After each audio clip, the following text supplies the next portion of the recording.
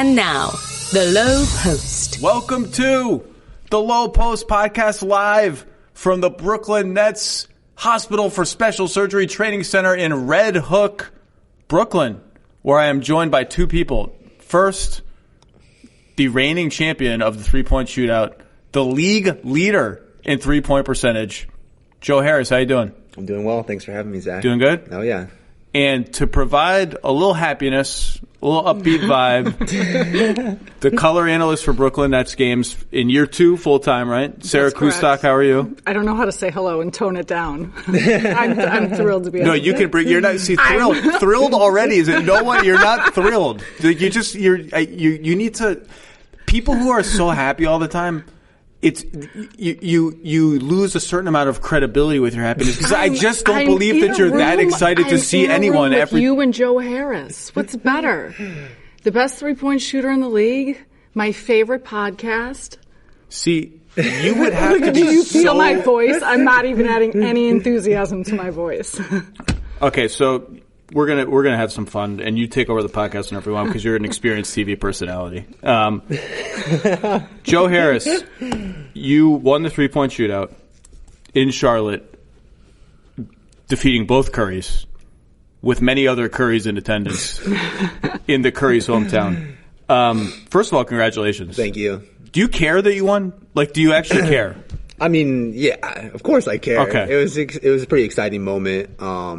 A lot of people gave me some grief because apparently I wasn't smiling enough when I did win, but I did notice that the in-arena reporter told you to smile. Yes. And I couldn't help it. Men are not allowed to say that to women, nor should we. But I thought it's rare that I've seen the reverse situation of a woman saying, "Man, smile," and you would not do it.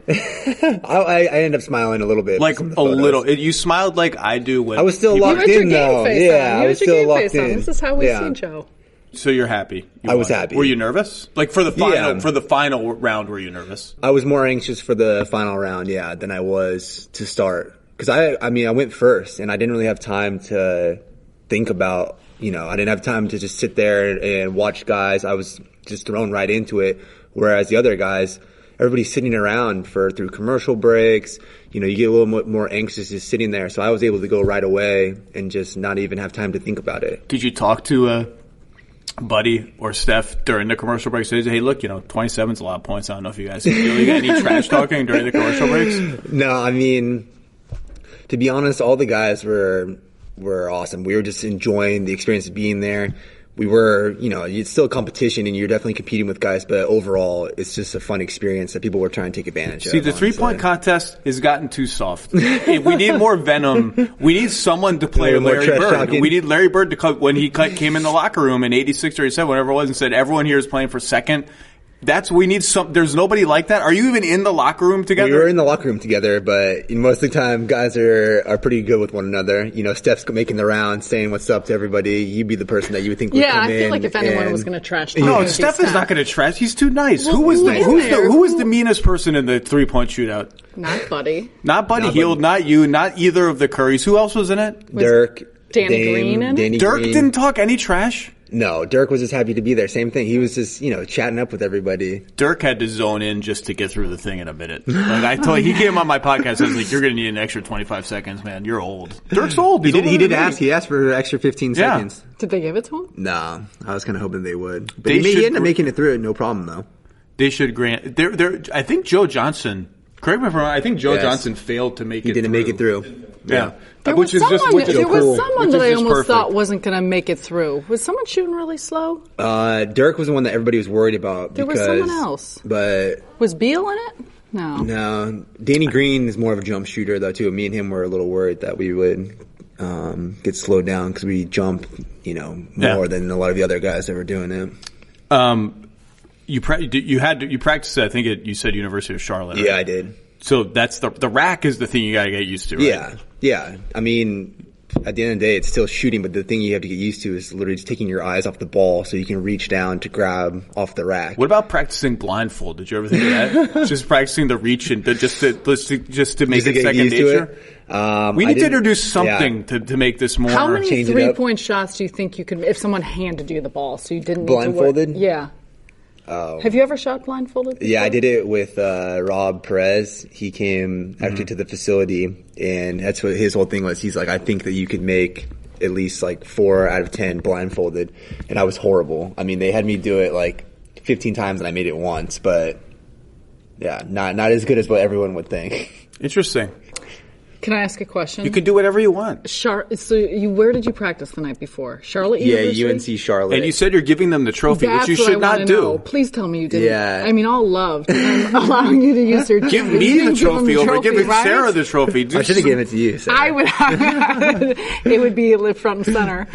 Yeah, I did. Love of the Harris family. The head coach at UNC Charlotte right now is Ron Sanchez, and he was an assistant at Virginia when I was there. Okay. So all right. I've known him since I was a freshman in high school, and that's my guy. He let me come and practice, and then I was just kind of joking around with them that if I won, I would give them the trophy. So you didn't actually give them the trophy? No, they have the trophy right now. But they told me that they're not going to hang on to it forever. It's going to get lost in the shuffle. I'm already worried. It's going to get lost. Someone's going to drive down to Charlotte right now. Someone's going to put it in a closet. It's just, you need to stay on top of this. Are you going to they don't make you defend it, but you should defend it next year, right? Yeah, I mean, we'll see. Yeah, I would definitely like to probably go back and do it again. It was a really, really fun experience. It's obviously a lot more fun when you win, but, yeah, now that I know what it's like, I'll definitely go back again. I know you were excited to do it. I almost feel like all your teammates were more they were pretty excited. For you. Yeah. Yeah, you saw like Rondé's video and a lot of the guys, they were just all, I was talking to your agent yesterday, Mark Bartlestein. Oh, yeah. Who said he was there. Yeah. And he's like, literally as Joe was shooting, he also represents Jared Dudley and Damari Carroll, that they were texting him like emojis after every shot. So it wasn't just like, hey, Joe's doing well once. It was like every single shot, like thumbs up and smiley. That's cool. It is awesome. But that's your teammates appear to like you. I mean, that's the Brooklyn Nets though. If you come and watch us play, you see that all the time. I mean, the appreciation we have for one another is real genuine and authentic. And to be honest, I actually have Jared Dudley probably to thank for getting me into the 3-point contest. Did he really make a call to Adam Silver? He did. That's not a real thing. I swear to God. With Jared Dudley, I would believe it. They can't put it past Jared Dudley. He's the most well-connected man in the NBA. So, I believe that he made the call to Adam Silver. I don't believe that the phone call had influence over Adam Silver. Don't tell Jared that. Don't tell Jared that. Well, you had a vacation. You were going to go on vacation, right? Yeah. I mean, I told you last night, like literally a week before, or a couple weeks before the break, that I was planning on going down to Miami just to hang out, get a little sunshine. With Kyrie and Kevin. Crash their dinner. I probably would have crashed their alleged dinner. But you had. So I think the thinking was, if Clay gets into the game, he's going to do the 3-point contest, and if he doesn't get into the game, he's just not going to go. And so he got into the game. So when he gets in, you think, well, that's it. Yeah, I thought I was going on vacation, and then he decided he didn't want to shoot in it, so opened up a slot for me. How'd your girlfriend deal with the lack of Miami? Thankfully, she's pretty easygoing, so she was excited, regardless, and she was happy to go to Charlotte. A little bit different, rainy Charlotte versus Miami, but it was fun. First All-Star I've ever missed, and I did not miss it. Strangely enough, I did not miss it. And I like All-Star. I'm not one of so many of the people around the NBA are like, oh, All-Star, another All-Star. Parties. You're a celebrity there. No. You're a celebrity there, like you're a celebrity at Summer League. Summer League is for nerds. All-Star is like there are real famous people at All-Star, like actual movie stars and music stars. Who performed at All-Star? I have no idea, to be honest. Okay, that's a good answer. Who was the most famous person that texted you after you won the 3-point shootout? Any players who like you didn't even know they had your number? No, I mean pretty much all the guys that I already know fairly well. That was about it. Nobody really, any big surprises. My teammates would probably be the most famous guys that texted me, to be honest. So I guess D'Angelo Russell might be the answer to that. That would be the answer. Okay. Well, congratulations. I still feel like we need maybe Clay can bring back some venom. Because I believe he won in Toronto. Yeah. So that's 2016, I guess.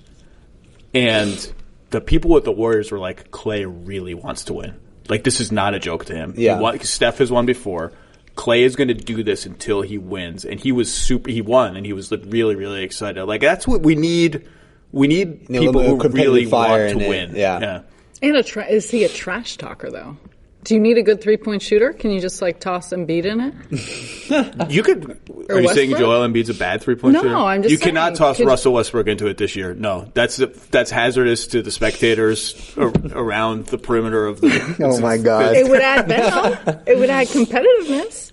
It would. Embiid would be fun. I wanted Brook Lopez to make it. Even his percentage is only, I think he's 37, so it's not. But I just think it's fun. I would love that. I don't think that would add to the venom. No, I think it would add to the happiness. Guy in the world. I just like when a giant person suddenly strolls into the 3-point shootout. He's 7'2" or whatever he is, and he's huge, and all of a sudden he's bombing threes. I think that's fun. I would always support Brook Lopez being in. Oh, 100%. Swamp Dragons. We should have had a T-shirt for you.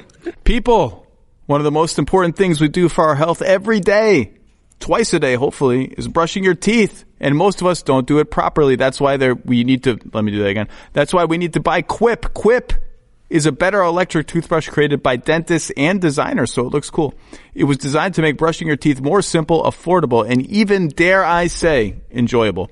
A built-in 2-minute timer pulses every 30 seconds to remind you to switch sides so you're not over-brushing the right side and not the left side.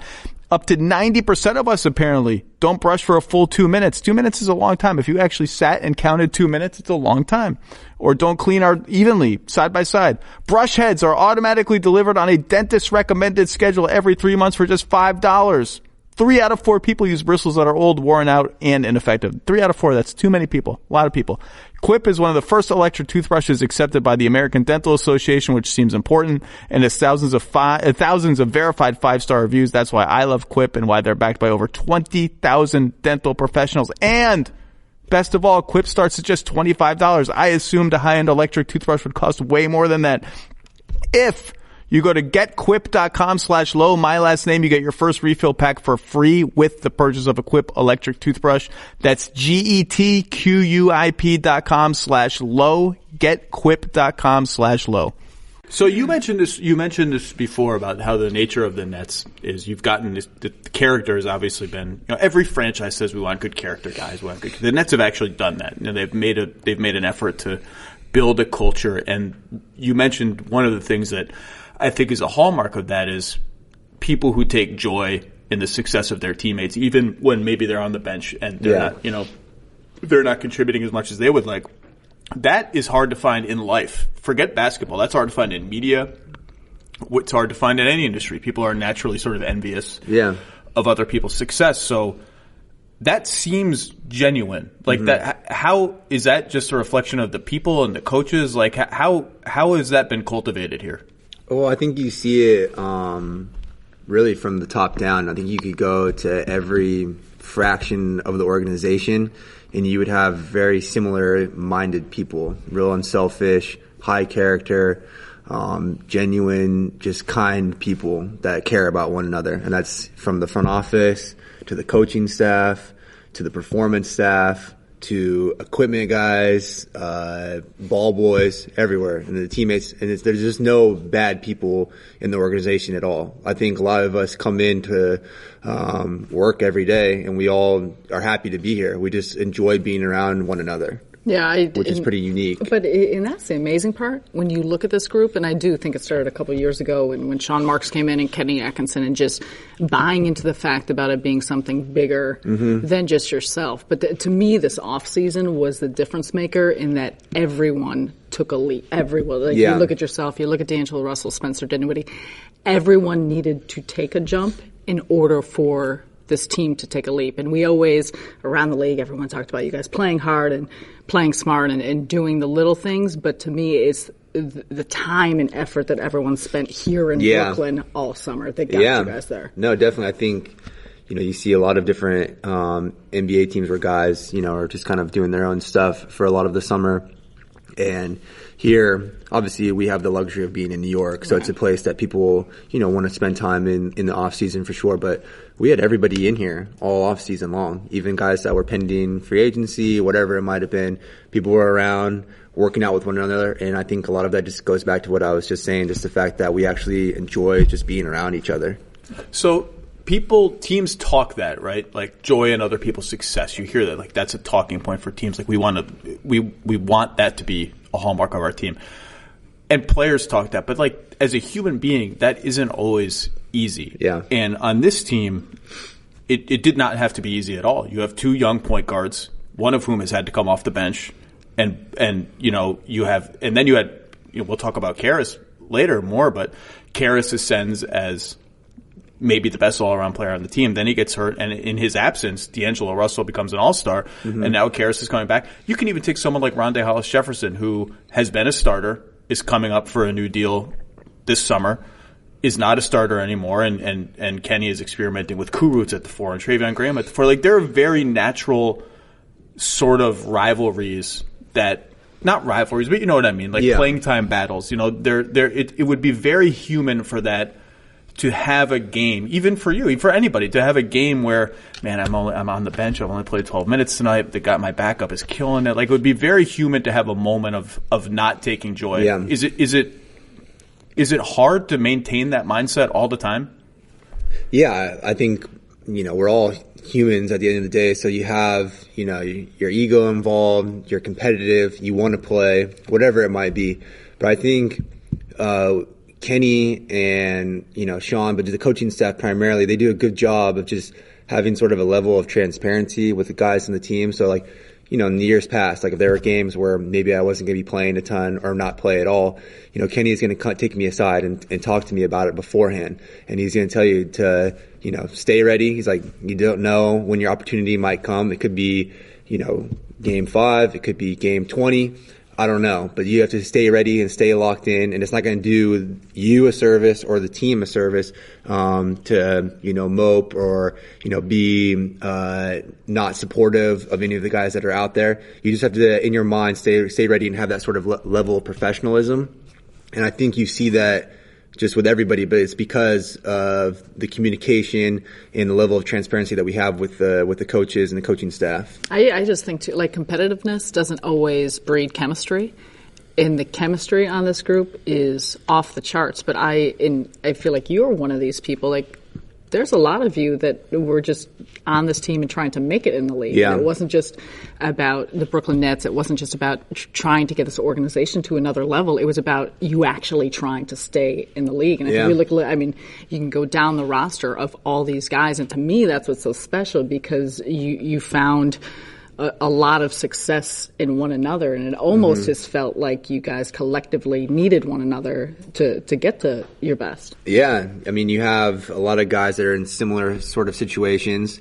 You go back to the similar mindset, but when you're all kind of fighting for the same thing, it's, at least just in my experience, it's easier to kind of rally together, and I think you've seen that with a lot of us that are here, because we all kind of, whether it was Karras falling in the draft a little bit, Jared Allen falling in the draft a little bit, guys getting traded or cut or waived or whatever it might have been, we all are kind of a band of misfits, I guess, a little bit, like cast-off sort of guys that have found a second opportunity here and been able to kind of rally around that. How much do you think do you guys on the road go to dinners together all the time? Yeah. You guys do so much, and that's what's jumped out to me most about this team and about the machination of this team the last few years, is that you guys are together a lot. Yeah. And obviously working out here, but just on the road. Yeah, we hang out quite a bit outside of just coming into practice every day. And I mean, again, it's just, I hate to keep repeating it, but we do just like being around each other, and we enjoy each other's company.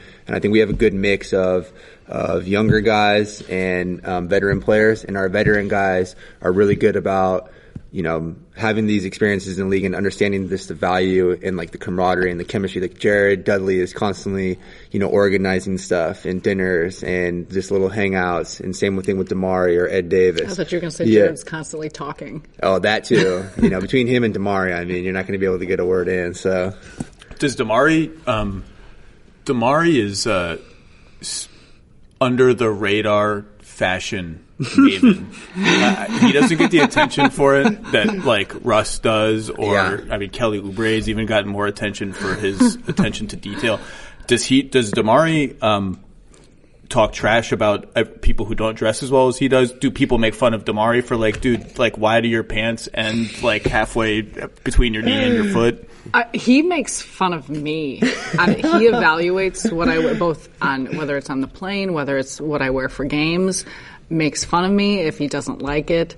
And at first I thought it was all in good fun, and then I realized it's serious. And so at the end of every day, he's letting me know if he likes it, doesn't like it, you should wear it again, you should not wear it again, you should burn it. He takes his fashion seriously. This is no joke. See, I want to make fun of him, but you can't. I guess if you can pull it off, you can pull it off. Like if I wore the outfits that if I were just walking around Long Island City, Queens, like going to the grocery store, oh my God, dressed like that, people would assume a mental patient had like escaped from a nearby facility. Like but he pulls it off. He does. That's just his, sort of swagger. Listeners, you know that getting tickets to sporting events for friends and visitors used to stress me out. There were too many sites to check on the secondary market. Am I getting a good deal? Am I getting the best deal I can get? What if there's a better seat and I just forgot? Well, guess what? SeatGeek has solved all of those problems for you. It pulls millions of tickets into one place. Only have to visit SeatGeek and that's it. And you can easily find the best seats you want for the price you're willing to pay.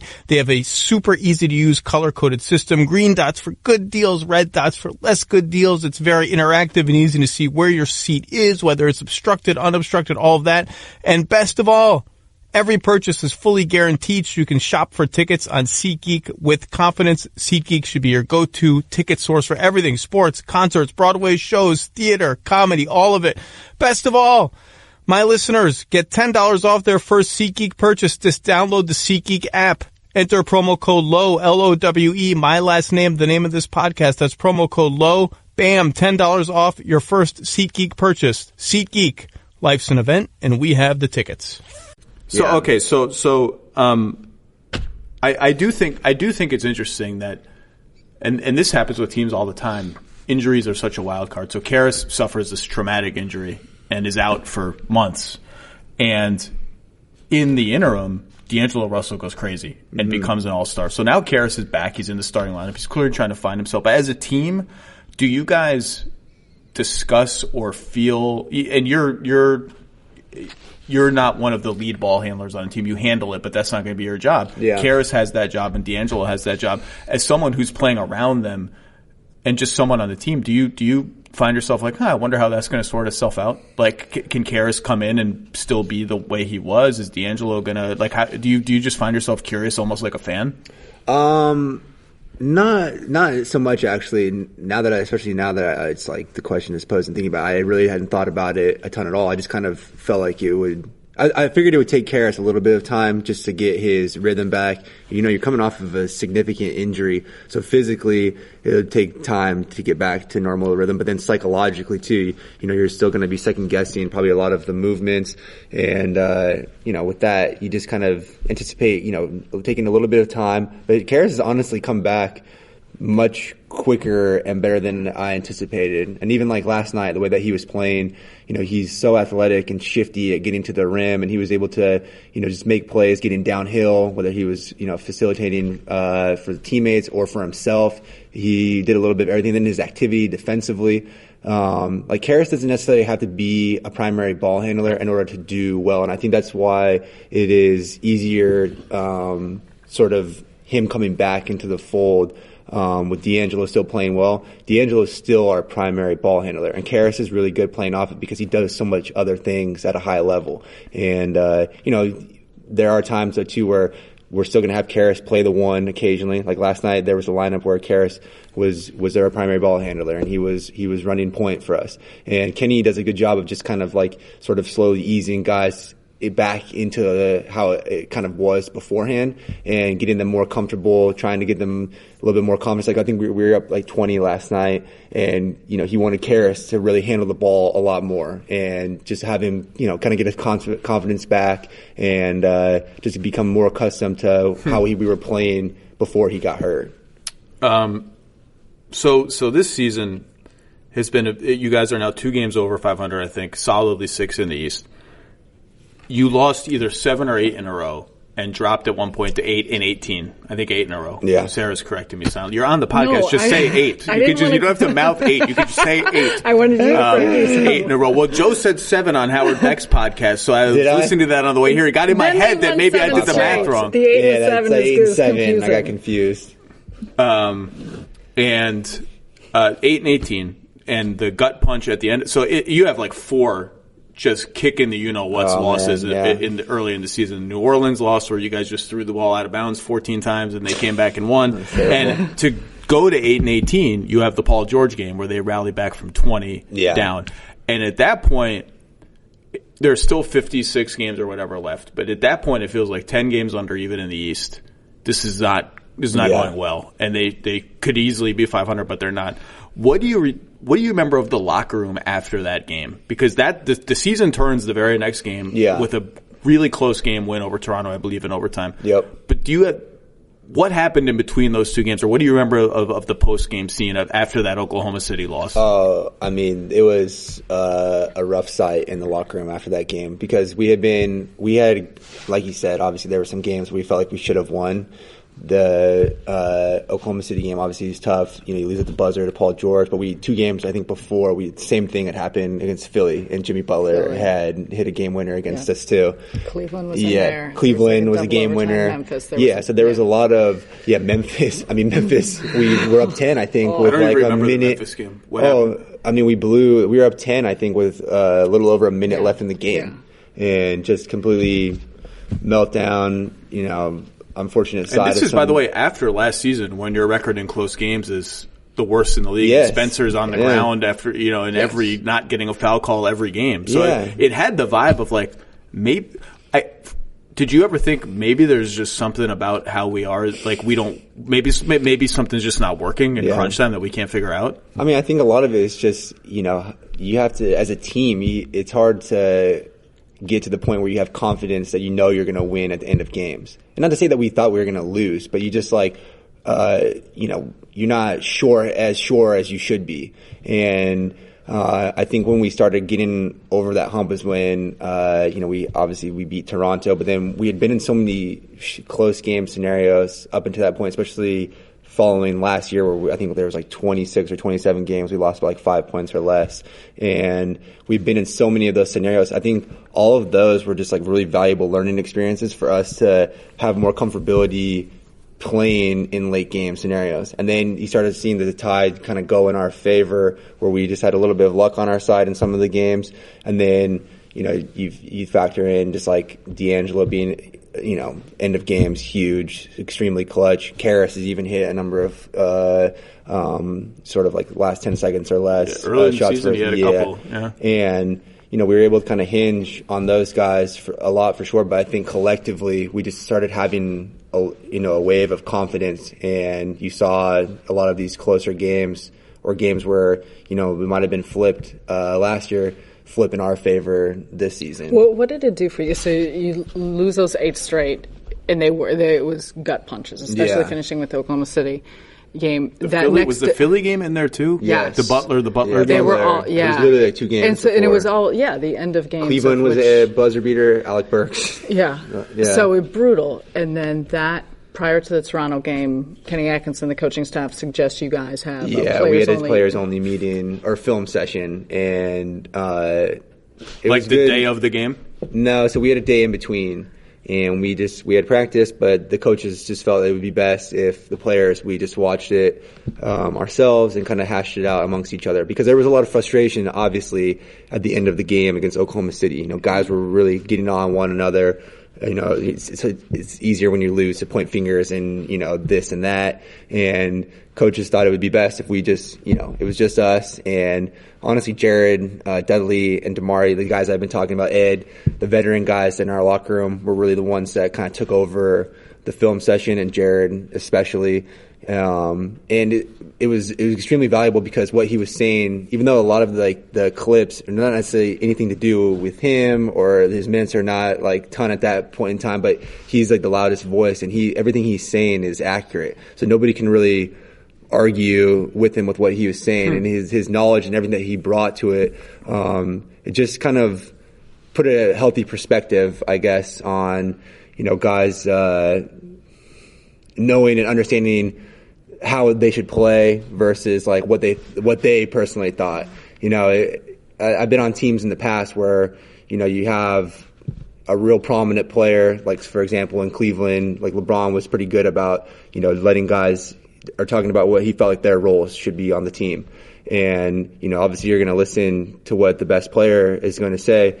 And it's amazing to see that the same thing happened though too with someone like Jared. Mm-hmm. Jared is a voice like that for us in our locker room. And he really kind of laid it out for us after that OKC game. And then I think, after that, that's, when we had, obviously our win streak, but a lot of it was just guys starting to understanding like how we were supposed to play in order for us to have success. So this is a dumb question, but the players only film session, I assume the coaches have chosen the film clips and just so we just watched the entire game. Really? Yeah. We watched the entire game, and we had our head video coordinator, Trevor Hendry, was in there with us. And so he was kind of manning the clips, and guys would just stop, like if there was something that happened and they had an opinion on whatever was going on, they would just tell them to stop it, run it back, and then we would just kind of discuss it, and we did that throughout the entire game. Wow. Yeah.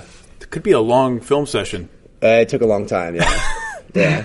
Did that game end with like a miscommunication on a switch and PG gets open? Was that game? Yeah. Okay. I assume that was discussed. That seems like maybe that was discussed in the locker room. It was discussed, yeah. I mean, there were definitely some things end of game against OKC where we didn't do a good job, just simple execution, whether it was that switch or there was a shot, I think that Lowe had taken where there was a lot of time still on the clock. We could have ran. Yeah. So it was like simple stuff like that, but that wasn't, there were so many other things that happened over the course of the game. We literally had a complete meltdown. We were up 20 in control of most of the game.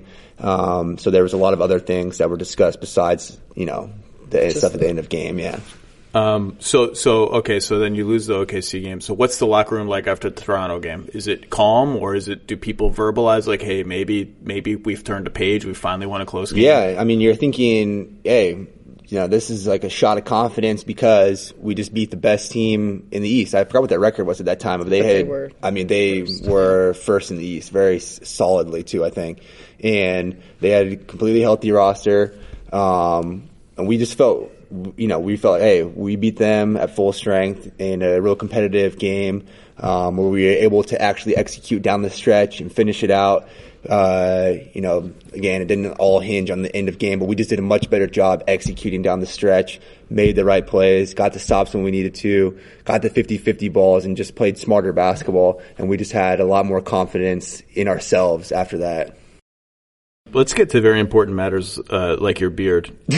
Most important matter. Because it's getting a little unkempt. Unkempt, however you say that word. Really? It's getting a little, so it has inspired the nickname Lumber Joe, which I don't like. I feel like we can do better than that. Do you want to go through the whole list? I've been told the list was not great. The list was not great. I've been told by Sarah that RJ is trying to start Beef Jerky Joe. Yeah. Which that's a no. That's a hard no. There was also like Sloppy Joe.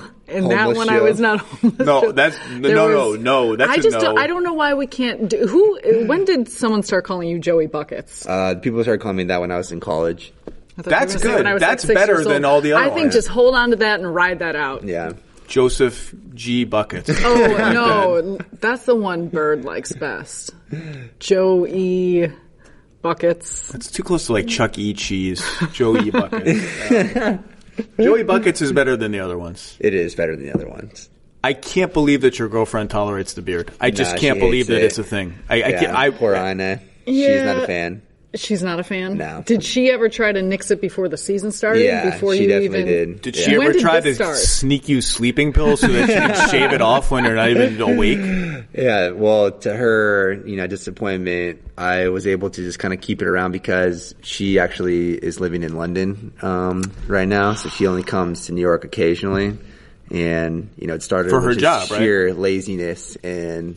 now we're that here. I can relate to. Yeah. Shaving sucks. It does. Every time I have to shave, it's like, this is like 7 minutes that I would rather be doing something else. For Ina's sake, at the start of the season, I didn't want us to start coming up with these nicknames predicated on the beard because I felt like then that would put pressure on you to have to keep the beard. And now look, we're in February. And no, Joey Buckets is beard. You know, I'm it the doesn't only matter. one that's still advocating for Joey Buckets, though. Everyone wants new names. Yeah, everything. So in college, you got Joey Buckets. Yeah. Well, because people at Virginia started calling me Joey Hoops, but then it kind of shifted to Joey Buckets. I think that a lot of that was from my teammates too when we were there. You were in the basketball wilderness for a period of time where you get drafted by Cleveland. Obviously, being a second-round pick on a team that's trying to win the championship with LeBron is tough sledding to earn playing time. I believe you had a broken bone in your foot, right? Yeah. So you have surgery for that. The Cavs trade you to the Magic. The Magic waive you immediately. You're now just a component in a trade. You're literally a component. The Cavs wanted to open a roster spot. How do we do that? This guy broke his foot. Blah blah blah. Done. Yeah. Then you go into the D League for a while. I don't know how long is the gap between when the Magic cut you and when you start playing again? The Magic cut me the same day I was traded. Yeah. So technically, were you ever a member of the Orlando Magic? No, I never went to Orlando. Yeah, I literally wonder if it had counts. surgery, was traded, and cut all in the same day. I mean, surgery in Cleveland? No, it was actually in Indianapolis. Yeah. So surgery's done. You wake up. You are now a basketball free agent. Yeah, pretty much. What do you remember about? I mean, you're in Indianapolis. Did family come visit you? My mom was there with me, and we were just I had to spend the night in the hospital, so we were just kind of sitting there in like the little, I guess, whatever recovery room, and David Griffin called me and was like, I know this is terrible timing, but we just traded you to Orlando. And obviously I was appreciative of the opportunity to play in Cleveland. It was an unreal experience. So I was just thankful. And I was kind of in my mind thinking, all right, Orlando, try and get healthy and see what happens. But I still at the same time, I know that, my chances are very slim. Just based off of having the injury in January, I was going to be out for a couple of months at least. And then Orlando, or actually I didn't even talk to Orlando at all. My agent just basically said that Orlando was, waiving me. And I actually was kind of filled with optimism, and I was still really just surprisingly calm and confident. And I was just really focused on wanting to come back and be healthy. My mom was more upset. Obviously, as moms are, she was a little emotional, but I like that. I want her to be asking for the Magic general manager's number to this yell is Alice at. How dare you, sir? But it's a good lesson. Just this is how the NBA works, and that was an introductory to just I had really good personal relationships with everyone in Cleveland, people that I really respected a lot and enjoyed being around. But at the end of the day, it is a business, and that was my first introductory to just the NBA as a whole in that sense. Did you ever tell your agent or in your mind get to a place where you're we should start reaching out to European teams? Oh, yeah. Yeah. I at the end of the day, my whole concern was just getting healthy, and I still looked at it I still get a chance to play basketball for a living. So I was just excited about that, to be honest. It's funny because that you were confident and calm and optimistic because, I look at Spencer. He even joked about it a couple months ago before his extension, saying, well, there are 27 teams that I would sign with, Detroit and Chicago, or 28, whatever it is. Detroit and Chicago, probably not going to work out for me. Probably, he said it publicly, so he probably not going to be on the list. And I don't think it's a secret that people in those organizations, and even Spencer you guys call him Google, he has an answer for everything. People in those organizations found him presumptuous in terms overconfident. He got tagged with, and this you never want to hear. You hear this about young players, well, that's not a good sign. He got tagged with, he thinks he's the smartest guy in the room. Well, that's what got him to where he is now. The flip side of that is, without that, maybe he's not in the league, and now he's making $11 million a year. And I don't know if maybe he modulated it or something, or found a coach that could deal with it better. But it's the flip. Without that, I don't know where he is. It's interesting to think about that way. Yeah, I mean, you think about just guys that play in the NBA, and it's making it to the top of whatever field you're in, you have to have a certain level of ego or confidence to you in order to get to that point. And definitely, you probably have to rein it in at some point. You can't be so overly one way or the other. There's got to be a balance to it. But Spencer obviously he's got a lot of confidence just in everything that he does. Not a secret. No, but he he definitely reined it in, I would say. Even now, it's like. But I think that's a credit to you guys, like the teammates around him. I think that's Kenny Atkinson, your coaching staff. Like, I think everyone has, in some capacity, figured out how the pieces all fit with personality too. I think that at times is what, for a guy, you want the confidence of a Spencer, even we see the confidence of D'Angelo, but you want to understand how to put that in a direction that's in the context of the team and not just about your own individual stuff. And I think when, you get to a point like now, everybody's so comfortable around one another, you kind of are like sort of like your best version of yourself, I guess. Like, you don't have to be so, like, you're not like feeling sort of insecure or like you have to prove something or act one way or another. Because I think a lot of times, especially when you're young in the NBA, you're with, guys that you've seen play and they're essentially all like the best of the best, like the alphas, and you're like trying to figure out how I fit in. And sometimes you might, have a tendency to just be a little brash or overzealous, whatever it might be, and it could come across the wrong way with some people.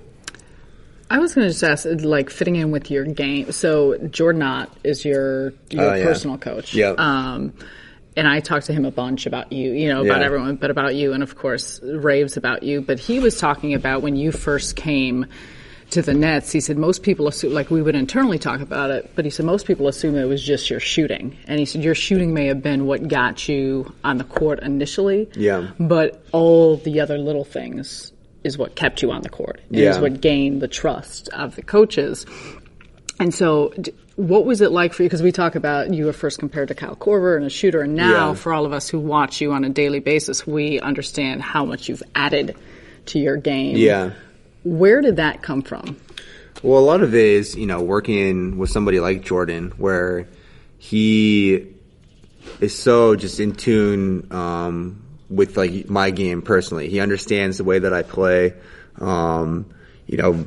This isn't like discredit like the people that I worked with in Cleveland, but I did, you do individual development stuff, and a lot of it is based around, ball handling and this and that, and it's kind of like, it looks good like when you're sitting back and watching it, but I'm not, that's not really how I play, and I got to Brooklyn, and I started working with Jordan, and he's like, I think this is how you could be really good.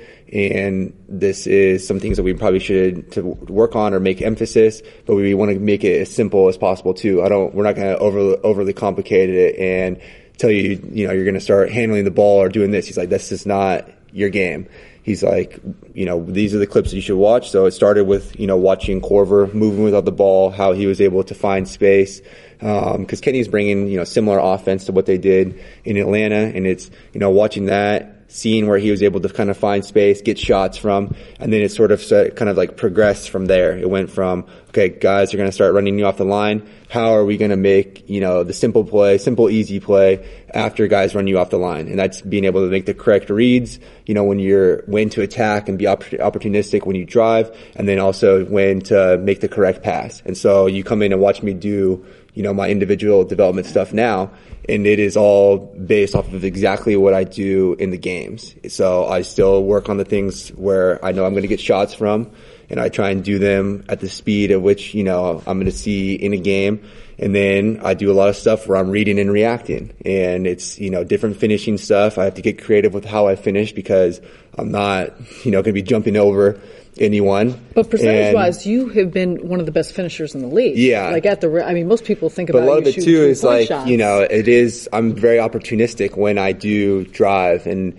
again, it's just trying to make the right reads. And when you sort of simplify the game, how Jordan did for me, it makes it a lot easier, and I just play with a lot more confidence because I'm not, overcomplicating it for myself or trying to be something that I'm not. And a lot of that just was based off of like my development stuff with him. Do you still feel like other teams come at you when you're on defense because they just assume you're bad? Yeah, and even last night, teams tried to post me a lot. Like I was guarding Rudy Gay a little bit last night, and I would do the same thing though too. I mean, you trying to exploit mismatches, and we do it even when we're playing in games. There's guys that we know before the game when we go out there who we want to put in pick and roll situations or get switches onto. So I think for a while, you definitely have to earn your level of respect, especially as a defender in the NBA. And I think, I've not that I have everyone's respect, but I think people know at least I'm going to play tough or competitive. I'm not going to just let somebody try to post me and, steamroll me over just because they might be bigger or this or that. I like to think that I'm very competitive in the sense that I'm going to make things tough. Zach, did you ever see, when was it at Memphis? What was the... Happy Harris, we need to help us out with this. Where you literally, you fell on the floor. Were you going up for a layup? Or I got hit. Jaren Jackson came across the lane and kind of knocked my balance off a little bit, and I just kind of flipped all the way over onto my back. And then he literally bounced back off the floor. I got to see the clip of this. I don't remember this. I know this is probably not good for audio. But it didn't hurt? It was. I mean, it hurt a little bit, but at the same time, I don't know. I'm not going to just lay on the ground. That's my favorite play of yours throughout the whole career. However many threes, it's my favorite play. Interesting. Yeah. Do you ever have ambitions of you're talking about building your game sort of piece by piece, right? Yeah. And if you look at your numbers, I wrote this last week. Your pick and roll numbers are off the charts. It's some of the best points per whatever in the league. But your pick and rolls are not what we think of as pick and rolls. You come up, you run off the screen, catch and drive, and that's kind of it's all in one motion pick and roll. Do you have ambitions of taking the next step of that's part of Brooklyn's offense. The next step is okay, when that's not working, I got the ball, let's reset it and I can run something. Do you have ambitions of doing that? Not really, to be honest, and I think I can definitely improve in that area and at least try to get better at handling it and maybe pulling it out and getting it into a pick and roll scenario. But the other guys on our team are so much better at it. And for the benefit of us, just as the team, I have to stay within what I do best, and that's what's best for the Nets. And maybe at some point, I don't know, I could see about adding that level to my game, but at the same time, Karras, Spencer, D'Lo, these guys are so good at doing that specifically. So when things do break down, I shouldn't be the option to try and make something happen. We have other guys in the team, but that's their role, How often are you recognized on the subway now? The 3-point contest, I feel is gonna flip that equation a little bit. Yeah, people are definitely, stopping me a little bit more often, but there's still, I walk to and from the Barclays pretty easily still. That's awesome. Yeah. And how long of a walk? 5 minutes. That's it? Yeah. Wow. That's good. Yeah. You will get recognized more. It'll happen. Do you get recognized in a restaurant? Joe's a foodie, right? I've heard not only is he a foodie, I've heard that you bake. I do a little bit, yeah. Specifically bake. Oh, I didn't know that. Who'd you hear that from? I have my sources. You bake? Oh, I didn't know you baked. Yeah. If Joe has been to a restaurant, I just know I want to go there. So next time. I got some good spots. I know. Yeah. Baking is. There's cooking where it's I can cook a meal because if I miss a direction or I once confused shallots and scallions and my wife made fun of me for putting the wrong thing there, the meal is still fine. Yeah. You could not screw up baking. Baking has to be to the millimeter or else your muffins explode or don't run. What do you bake? I bake a lot of different things. I grew up, my mom is a really good baker, and so I just used to watch her do it all the time and, bake everything from bread, cookies, muffins, whatever. So just Sunday off day, you'll just be what am I? Even when the girlfriend's gone, you'll just bake for fun. Not so much when my girlfriend's gone. It's more of oh yeah, Aina and I are. Because if left to my own devices, I will never cook anything ever. Yeah, I will just get takeout. Every night if left to my own devices. I'm more about convenience as well. But if you're hanging out with your girlfriend lazy Sunday afternoon, you're probably going to. You have a hat? You have a baker's hat? No. This is a whole new development. An apron? Do you have an apron? No, I don't wear an apron. We got to get Joey Bucket's aprons. Get on Do you that. have any low post? Like imagine an apron with Joe Harris shooting silhouette on it, but instead of a ball, there's like a muffin coming out of his hand. Man. Let's make that happen. I like this. This is great. Another $1 million, another $5 idea that I've come up with. He baked cookie dough for the office. He brought in cookie dough, I was told. I did bring in cookie dough. Is making cookie dough baking? I'm all I actually don't know. I have no idea. You don't actually bake the cookie dough? I do make cookie dough, but this actually was not cookie dough that I made. I had purchased. So they think you made it. Really? Did you try to play it off? No. What did you bring it in for? The entire, just a Christmas. It was for like the entire staff. Dude walked in. Does the sports performance team know that you're baking? Is that allowed? I feel like they banned all fresh sweets. bread. They probably love it. Yeah, sweets. I get a side eye. Yeah, sweets are off limits. So I just want to paint the picture. You're an NBA player. Yeah. Your salary's public knowledge. It's large. Did you walked? I'm picturing you walking from your apartment in Park Slope with like aluminum foil to the next practice facility. No, I had it all sent to the facility. It was a lot of. I mean, it was like 50 things of cookie dough. So. Was it to bake the cookie dough or just eat the cookie dough? No, so you have to bake. It's like slice and bake cookies, and it's from so you're making me do the work. Now all I can think about is cookie dough. See, it's pretty easy. If you gave that to me, that's still in my house, unused. That baking Aaron, is hard. Some. How were they? Pretty good. Yeah. Baking is hard work. I respect that. Aaron's a tough critic. He is a tough critic. That's why I knew they were good. He's trashed all of my baking. Yeah, I didn't want anybody to think that either. I actually because I had little like tags on the cookie dough where it like came from, but they kind of got lost in the shuffle. So there's some people that thought that I baked it. Yeah. Better off. What's your Subway charity policy? Do you have any musical acts that you're a sucker for? You'll give them money every time. So it's a controversial New Yorker subject. Yeah, it's like some people are like absolutists. You cannot give money. They say don't give money. Yeah. And some people are like, well, I like the mariachi band. I can't resist when I see the mariachi band, I give them money. Well, if I enjoy it, I give money. Yeah, or if I want them to too. go down to the other end of the car, then I'll give money. Okay. There's a couple that I haven't given money for. There's one like where they leave the tissues like I haven't seen that on one. all of the chairs, and it's like got like a note on it. It's the same. Like it's just different women that are doing it. That like talk about like. Oh, I haven't seen that one. I've seen the cards like where they'll have the greeting cards. The dancers who swing around and almost kick people in the face, I have a hard time with. I'm not. You're not a fan? Yeah, they're really good. Sometimes I am a fan. Sometimes I'm like reading a magazine or something, and all of a sudden a foot is across my face. I didn't ask for that. You're not supposed to give them money. Is that? I think they even have an announcement that comes on the subway, like please do not give people money, which I think is mean. I think you should be able to give them money if you want. I think so too. Yeah. Especially when someone is. Do you want Joe to start going on with his baked goods? See if anyone will give him money. See if I get any money. Okay. Listeners, hiring, I can imagine, is one of those things that can be challenging and time-consuming. There are hundreds of job boards. Do you have to post your ad on every one? How do you know that you're not missing the one job board that has the right person? But there's one place where you can go that makes it simple, fast, and smart, and that place is ZipRecruiter.com/LowPost, the name of this podcast. ZipRecruiter sends your job automatically to over 100 of the web's leading job boards, and they don't even stop there. They have powerful matching technology that scans thousands of resumes and proactively finds people with the right experience, and then double proactively invites them to apply to your job. You've done nothing except use ZipRecruiter. Bam, they've found people for you. ZipRecruiter is so effective that 80% of employers, that's a lot. If you shoot 80% from the foul line, that's pretty good. 80% of employers who post on ZipRecruiter get a quality candidate through the site within the first day. You pretty much can't do any better than that.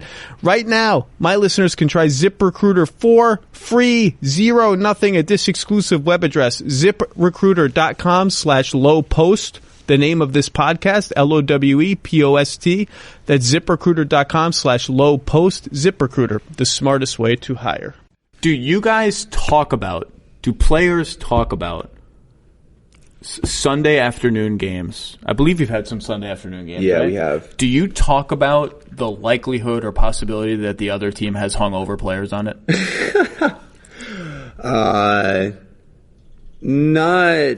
specifically, but we know playing in New York that, you know, there are probably the occasional times when guys are enjoying being in the city. I don't think that is, you know, totally ridiculous. No, it's not. Yeah. DNP flu-like symptoms. Yeah. Okay, that's, Yeah. you know. But we don't actually, you know, discuss it, but It's not I think discussed. in the back of the mind, it's probably thought of across a lot of guys. Okay. Yeah. Maybe after the game, depending on how the How team it plays out. Yeah. Okay. I guess you are a foodie. Where do you everywhere all across New York? Yeah. If I hear of a good spot that somebody has recommended, I'm like the first guy to go and check it out. We have a lot of guys on the team that like to go and eat at different restaurants too. So we're always kind of bouncing different spots off of each other. Jared Dudley's more of a Manhattan guy. I'm probably more of a Brooklyn guy. But I like to eat my way around the city for sure. It's one of the benefits of playing for the Nets, honestly, is like your practice seriously. facilities here. Yeah, it's not incredible. in Westchester Yeah. like the Knicks. You're a great resource on the road too. Yeah, I do. I do have spots everywhere, every NBA you really? city. Okay. Yeah, because I like to get out and go and find, you know, a good spot to eat and compiled sort of a list just in 5 years. Can we have a Joe Harris book of like eating on the road with Joe Harris? You could have the apron and the hat. Sure, why not? With Let's it. go. I Picture of think him shooting. You could have like a whole little package. I think you need to send your. So I honestly think NBA players could use these tips because I always like every day visiting teams come here.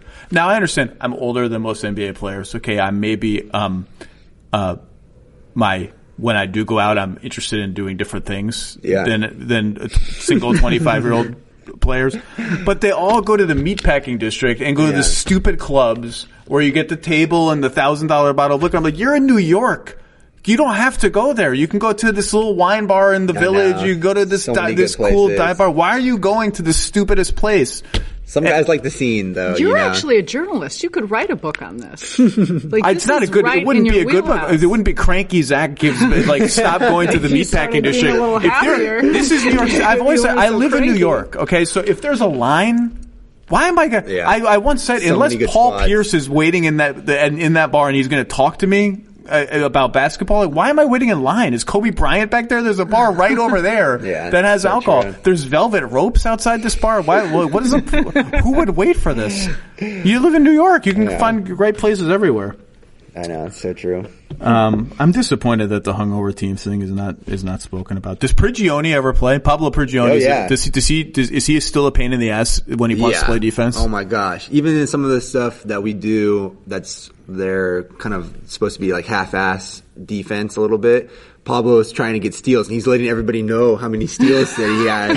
And you're like, Pablo, relax, man. Do you see this out? Because it's not just Pablo. I feel like your whole coaching staff. Our whole coaching staff. We have a lot of former players. Yeah. And they play all the time even today, I came in and, there was 3-on-3 and it was 3 players, Rondé, Jared, and I think it was Shabazz, were playing against, 3 of the coaches. Wow. Yeah. Do they trash talk a lot? Oh, yeah. Like, will Adam Harrington just keep they're always constantly chirping each other. Yeah. That's great.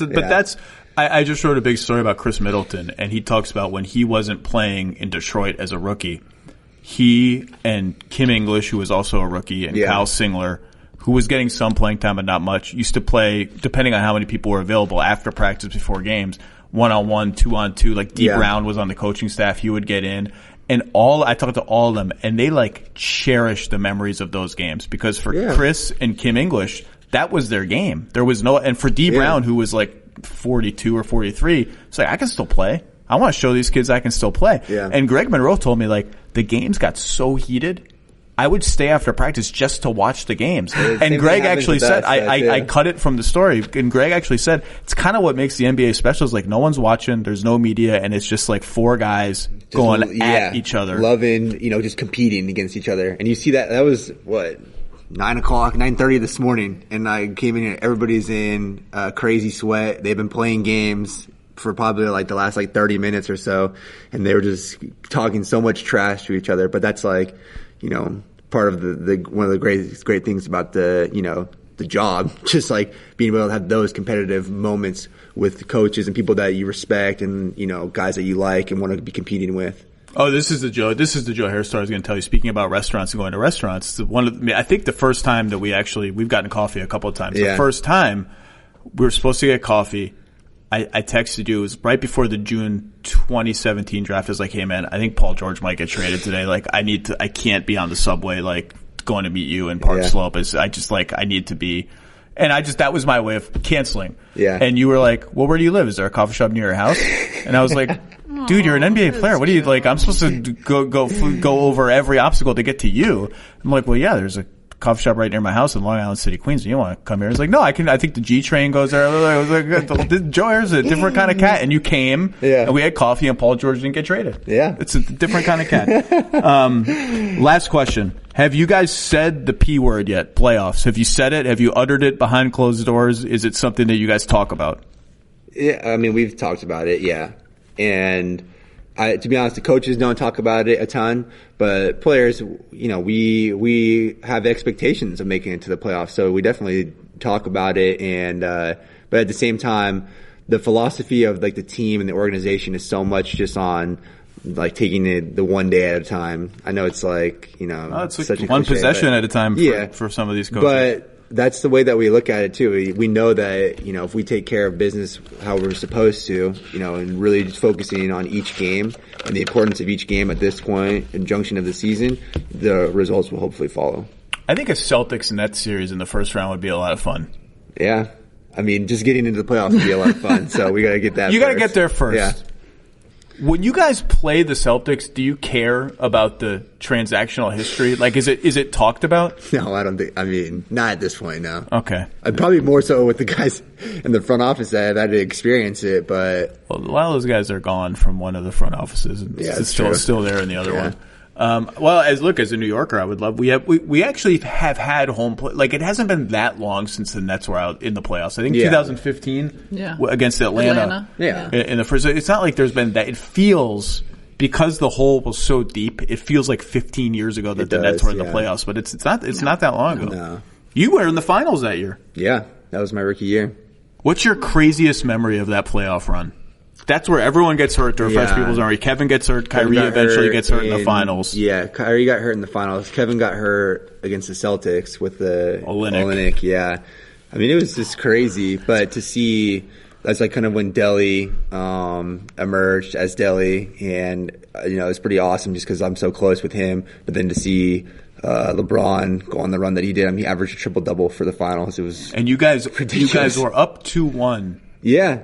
Playing that style where it was just like football. It was Oh my just gosh, yeah, it was so physical. And then defensively too, you can go back and watch those games and it was such a high level of defense in that finals. I mean, the Cavs, or us, I don't know why I said the Cavs, we were on another level. And then LeBron was just like kind of put the entire team on his back and was able to carry. He averaged like 37, 12, and 10 or something like that throughout the finals. I voted him MVP. Yeah. And he didn't win, but I voted for him MVP. What was your biggest takeaway playing with him? Is there anything you think about now, or that you? Yeah. Oh my gosh. You know, I think the biggest takeaway for me was just seeing how diligent he was at taking care of his body. So I always tell people, obviously, he is one of the best players to ever play this game. But he's probably one of the best athletes in like every sport in terms of taking care of his body. It's amazing just like how just maniacal he is. He does like what he does. Everything that he does is so he can perform at the highest level playing basketball. So I always think of those finals where you guys were totally undermanned once Kyrie got hurt and the Warriors were a super team. Yeah. And you go up 2-1, and the game plan is just you were like a football team that had a running game playing against like the fun and gun Rams or something. It's just like we're just going to post LeBron, and he's going to hold the ball for 15 seconds. I know. And we're going to slow the game. We're going to minimize possessions and slow the game. Like, did Black come up with that game plan? Did LeBron come up with that game plan? Did it just sort of organically happen? It was a fascinating strategy. Yeah, I mean, it happened just based off of, you know, personnel and just given the circumstances with the offensive power that we lost with Kevin out and Kyrie out. I mean, I don't know what their stats were that year, but they obviously were accounting for a huge amount of the offense. And then you're relying so much on LeBron to do pretty much everything offensively. They really had to slow the game down. And a lot of that was just like probably LeBron, a lot of it. But then David was, a really good coach in his own right. T. Lowe was there. It was just a lot of really smart people that were like, this is our best opportunity to win. And you only got to win really 4. You only got to win 4. You don't have to win, it's not the regular season. You just got to find a way to win 4. And to be honest, too, it seemed like that last game, when we lost in Cleveland, everybody was just so worn down. We only played 7 guys throughout that series. So people just Delly was literally going to the hospital after I don't know why we're laughing. He's literally in the hospital. Yeah. And guys literally exerted so much in that series. But it was because we were just so undermanned and the effort that everybody was giving on both ends. It could only last for so long and it just wore on everyone. Yeah, once the Warriors figured it out, it was pretty clear they figured it out. Played extremely well. Yeah. He was kind of the guy where they were like, if someone's going to beat us, it's going to be Iguodala, and then he ends up, obviously he won Finals MVP, and they rightfully won the championship. That was the series against. Speaking of Delly, that was when Delly took out half the Hawks, right, in the conference finals. They took out Horford, took out Korver, he just took out everybody. That was my favorite subplot of the season. Was that Bud got hired to coach Delly's team? Was it's not going to work out for Delly. He's not going to last there. Yeah, public enemy number 1 with the Atlanta Hawks regime that was down there. When Al Horford gets mad at you, you've earned your. Yeah, when he was mad, he went. I believe he got a technical. He may have gotten thrown out of a game in that series for going at Delly. The Hawks had such a great season, and we came in and we swept them in the conference finals. Well, that was, I believe you guys set a record for most threes in a playoff game in that series. It was I think you made 25 threes or something in a game. It was just it was absurd, everyone was just going bananas. Yeah. It was fun. Well, what a wild career. And it's really, you're, what are you, 27? Yeah. It's not half over. No. Just getting started. And now we know the post-career, the baking career. Baking career. Yeah. All right. Well, Joe, congratulations on 3-point shootout. I mean that sincerely. I've said my wife and I toasted to Joe Harris. She was like, who? And I was like, no, just trust me. We're toasting to Joe Harris. She only knows 6 NBA players. It's been awesome watching you play, and you're kicking ass. The team is really fun to watch. And Sarah Kustok, we're going to do this again. I'm on my way to go get the trophy now. Now that I know it's still in Charlotte, Joe, we need that back in your hands. We may not in New York be spoiled, although it's changing. It's changing with great NBA teams. We have a good one now, and another one that's maybe not good. We have great TV experiences. The Knicks and the Nets might be the 2 best local broadcast teams in the league. And you are a big. Look at the talent that is, that we have. We enjoy you guys are all over. When you're not calling Nets games, you're literally all prime time. I've only had to pop the Lowe Post on our Yes broadcasts 10 times in the New York Post, in all these different places to finally get Zach to let me on the podcast. And we had to introduce you. He was like, I'll check with Joe and see if Joe minds. We had to introduce you in baby steps because your level of happiness is just foreign to me. I don't understand it. I have kept it down. I know I feel like I need an intermediary. We'll try it again. Maybe I'll get in a more mentally healthy place. Next time I see you, we'll try it again. All right. Well, good luck the rest of the way, and hopefully we get some home playoff games. Yeah. Thank you.